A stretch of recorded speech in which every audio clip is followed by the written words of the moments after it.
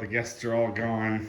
Yeah, it's sad. It is sad. The house feels a little quieter, and I mean, empty. it's nice to have a couple of days of rest and relaxation, but we also have to do all the laundry, and that's that's not insignificant. So it was such a joy having everyone here. yeah. And then we just have to turn it around because we've got another event coming up on the 10th, and we're really excited about that too. Yeah. Another writing event, actually. We're starting a memoir group, and I can't say too much about it because I've got to release the details to the newsletter people first. But then we'll be able to talk about it a little bit more probably on next week's vlog. And yeah, and in the meantime, it's stripping down beds and doing a lot of laundry. Yeah, and of course it's now December, so not only do we have something next week, then we've got friends coming after that, and Elsa's coming back. Elsa's coming. Very excited. She's bringing her husband Maurice. Maurice, yes. And her nephew. Nephew is also coming, which is going to be great fun to have for the holidays. So, yep. So time to get the turnover of the beds. So here at the Château de Saint-Germain-des-Prés, we have a very, very technical system for getting the laundry from the mezzanine level down to the main level. I mean, what the hell is the point of having this giant hole in the middle of our great room if we can't do this?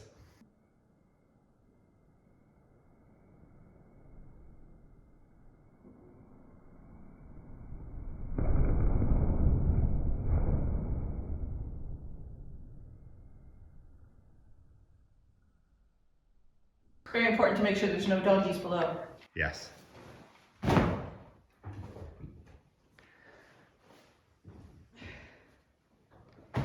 think that's enough for now. There we go. Yeah.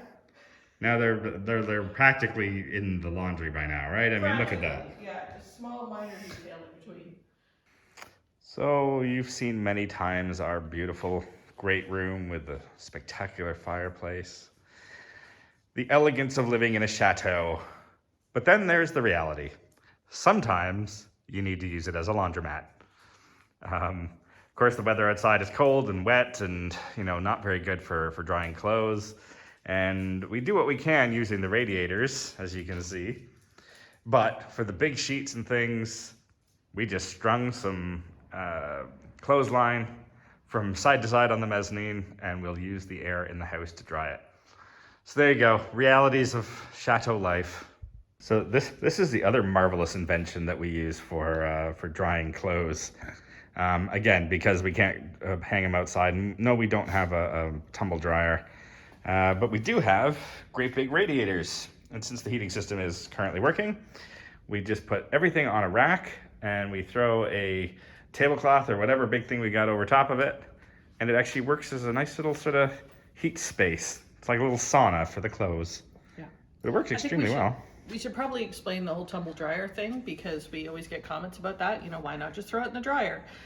And yes, they do have dryers here in Europe. That is a thing, but most people choose not to use them because it's really only a couple of months a year that you really actually need them. The rest of the time, the weather is so good that it's just as convenient and fast to hang them outside. Yeah. So since they are expensive, both in terms of electricity and ecologically, most people choose not to have them. So we've been trying it for a year. I think when it comes to the retreats next year, we're probably going to have to break down and get one or use a blanchissage, I can't even say it today, laundry service to do the sheets and whatnot. But the interesting thing is we're making do. They, if we do get into a bind, they actually have laundry services or, like machines outside of most grocery stores. Yeah. So we could just go down to the big dryer there. We could wash them here, take them all down and throw it in the dryer. Yeah. There's options. There's always options. We are on the hunt today for the very special Christmas tree. We decided this year we're not going to take a tree down from our own property. We're going to buy one.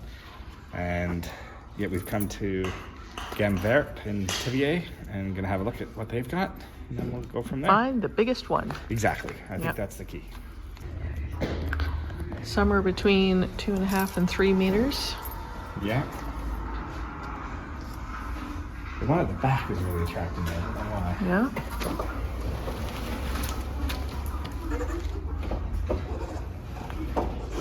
Got a nice fullness to it, the one in the corner there.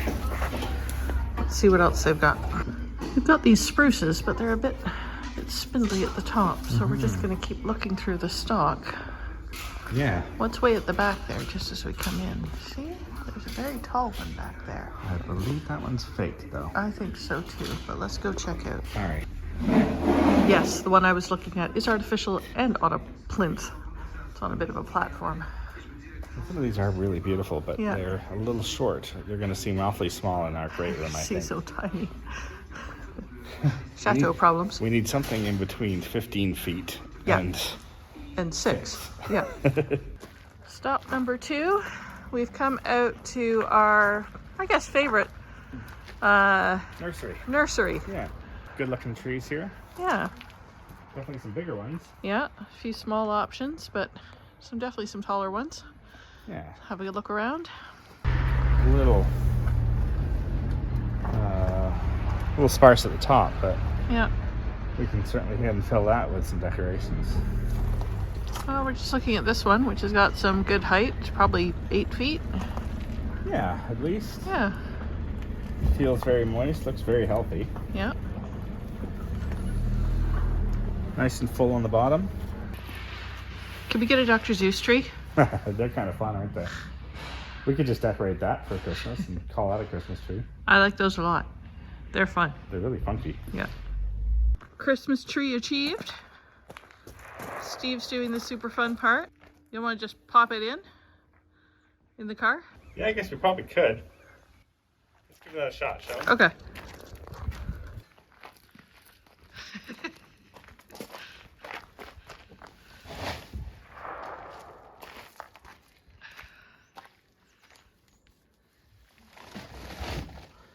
Just to be clear, Steve's instructions were keep filming, I'll take care of it. I did offer to help. Well, we may have a bit of sap in our ears, but we should be able to get it home. Well, it'll just be, you know, very Christmas vacation, right? Exactly. Sparky? As long as it's not hanging up back, I think we'll be okay. Okay, let's do it. This is a perfectly normal way to drive. Sure. Yeah. No problem. At This least- is not that far a drive. Exactly. And it's all netted down, so I don't know what you're worried about sapping your ear for. All right, here we go. Off we go. We're home. We've got it home.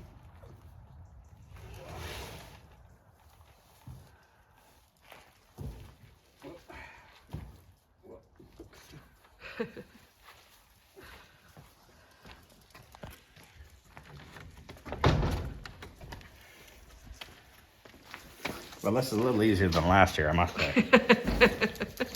A lot lighter, that's for sure.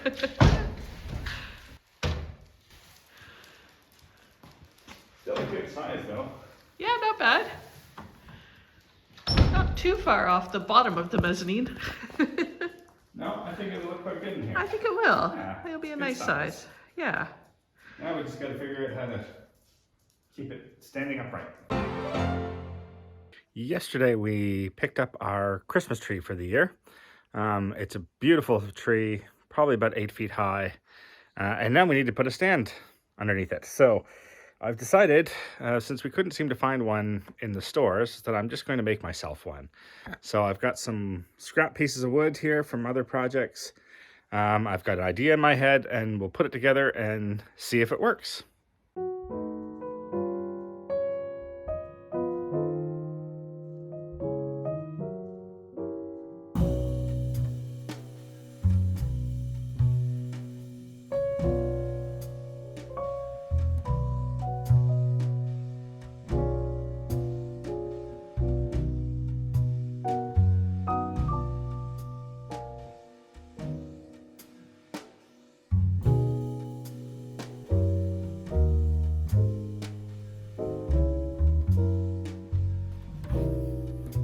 There we go. Little bits to cut off, but pretty close. This is my thought. I have cut a circle for the base. Hopefully that will be wide enough. Then I've got 4 pieces, 4 braces And these fortunately came off of the headboard project that we did a few months ago. So happened to have the pieces ready to go. So we'll use these as braces. And then finally, we have 4 pieces that are cut to form a box. So I'm going to build a box out of this, mount it into there, and we'll mount the whole thing to the base. Wish me luck.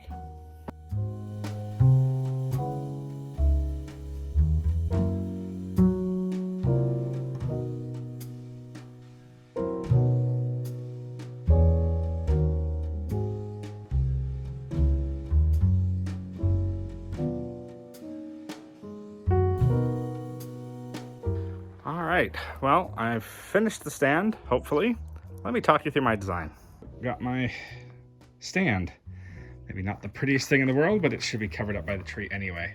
I've left an area underneath here so that we can put a bowl so that the trunk can go straight down into the bowl and we can keep it watered, keep it nice and moist for the holiday season. The only thing that I might need to do is if the tree isn't terribly balanced inside, I may have to either put in a ring or put some screws through into the tree just to make sure that it's stable within. But hopefully this will be solid enough to hold the tree. Let's give it a shot. So looks like it's holding. The tree is down in there. I did actually have to add a couple of screws just to secure it in the middle there. You can see we put a plastic bag and there's a plastic pot underneath it so that we can water the plant and keep it nice and moist. Next big thing is to get this mesh off and see what the tree looks like in place.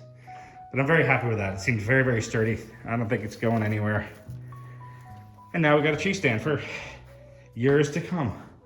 Maybe a lick of paint and make it a little prettier at some point, but let's face it, we're just gonna cover it in a fabric anyway, so there we go. How about? Here we go.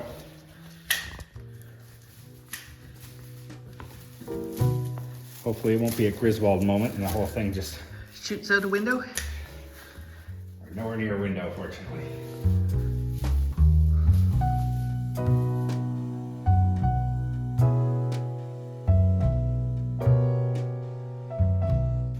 Apparently I'm gonna have to get the ladder. It's the eternal conundrum of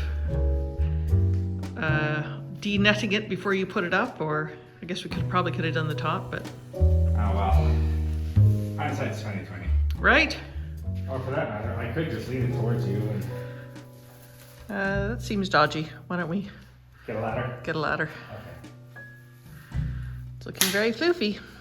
It's a good looking tree. Yeah. It falls down a bit and opens up. It's good, nice. Yeah. I think as it relaxes, it'll be very pretty. Yeah. This is a dog who has not been out for a little bit through the property. And he is patiently waiting for me to get socks on. He's giving me the absolute puppy eyes. So I'm giving in. Okay, I'm getting my shoes on now. And he's still giving me the puppy dog eyes. Hey Dexter, wanna go for a walk, buddy? Yeah? Is that a good idea? Okay, let's go.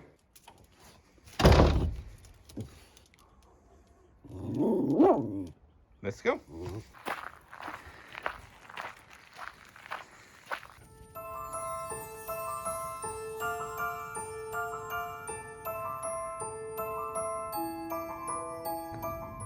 As the sun is rising this morning and hitting the valley floor, you can see all of the mists rising. Absolutely gorgeous.